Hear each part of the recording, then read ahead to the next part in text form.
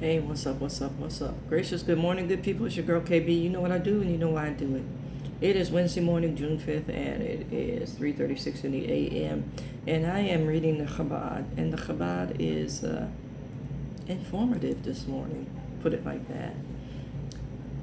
It's about spiritual aspirations. That's the title, Spiritual Aspirations.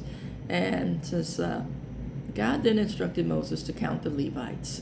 The Levites were exempt from military service because they were conscripted to serve in the tabernacle. Okay, so they were sanctified, set aside, set apart to be in ministry. Okay, the Levites. It says they guarded the tabernacle, dismantled it whenever the Jewish people broke camp, and reconstructed it whenever they camped, and assisted the priest in the tabernacle rituals. So, the Levites, designated rabbis, designated deacons, and then again, people to serve in the church. And that is based on their lineage. What does your lineage say about you? I know I was raised in church. I've shared my mother always saw to it that we were in some way, form, fashion of church. I can tell stories about tent revivals, and it's old-fashioned Church of God and Christ tent revivals, faith healing services, if you will. We sat on bales of hay. The ground was covered with hay. Yeah. And I believe the minister's name was Shambach. So you can look that up. It was Elmer Gantry-esque kind of church service. And I've been in storefront churches where they had the contact paper, faux stained glass patterns. I've been in churches that had maybe 10 members and all of them were related. I've been in big church services. I came to Christ at one of the largest churches in the city when we moved to California. Now, like I said, I was raised in church, but I came to Christ as a teenager. Did you hear that? My first baptism, I've had several, because certain denominations believe certain things. My first baptism, I was sprinkled. My second baptism, I was immersed. So, that is my lineage. My grandfather was a deacon. My sister has deacon duties at her church. My mother was one of those, you go to day service, you go to night service, you go to Bible study kind of mothers. But like I said, it didn't happen for me until I was a teenager, in my late teens, early 20s. Then I walked away. Then I came back and I felt called towards ministry, and I attended school and, walked away again. There were some events that happened that caused me to walk away a second time. Not any kind of sin or anything. It was some pressure that I wasn't prepared to deal with. And the pressure was a result of someone else's actions. But I was the scapegoat, if you will. And again, I didn't feel the need to be punished for somebody else's stuff. And then I walked away. And it didn't register with me that Christ was punished for somebody else's stuff, and which is a sad statement, but a real statement nonetheless. And then after my mom passed, I've had some other scrapes up until that point, but after my mom passed, it's like, let me honor,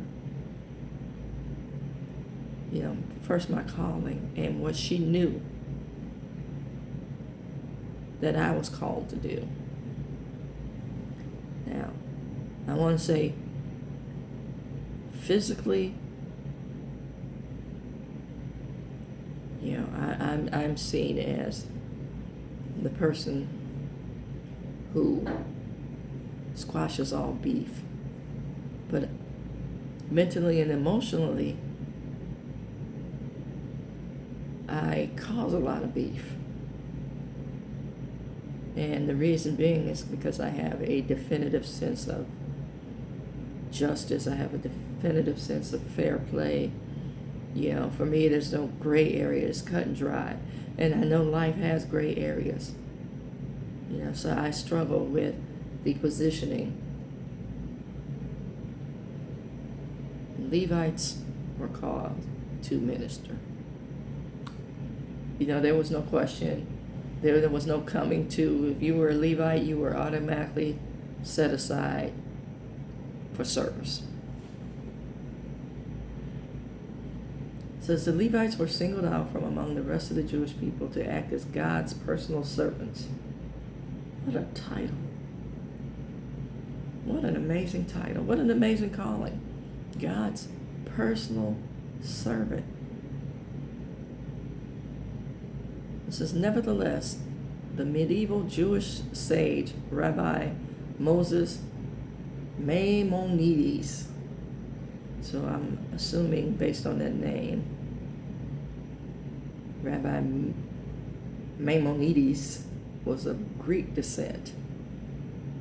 Now you recall, during these times, we had Africa, because people were in Egypt. We had Italy, who were ruled over by Roman soldiers. We had Jewish folks, right? And we had Muslim folks. All existed during this time. Influenced and educated with Greek influence as well. See, the Greeks and the Romans were considered the elite. And that was based on wealth and how we view history.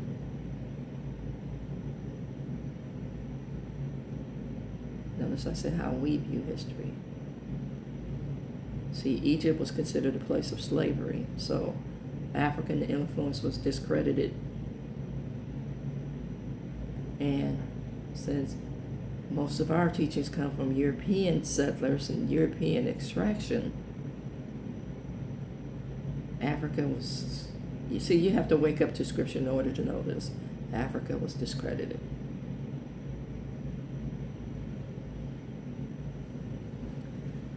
But let's get back to this. Nevertheless, the medieval Jewish sage, Rabbi Moses Maimonides, points out that everyone who wishes to dedicate himself to the service of God can do so.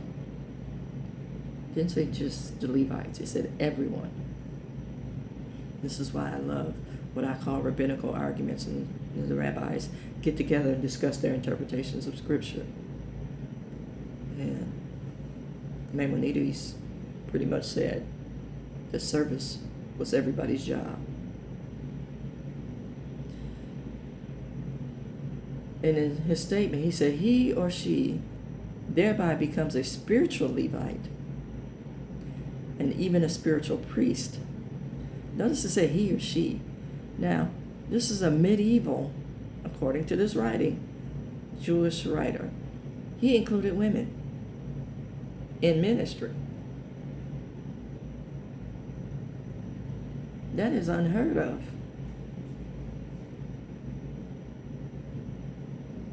It says, or even a spiritual high priest, regardless of his, now it goes back to the patriarchal language, regardless of his actual tribal lineage. It says he or she, then it goes back to he. For me, it's all encompassing. For me, the calling is the calling. For me,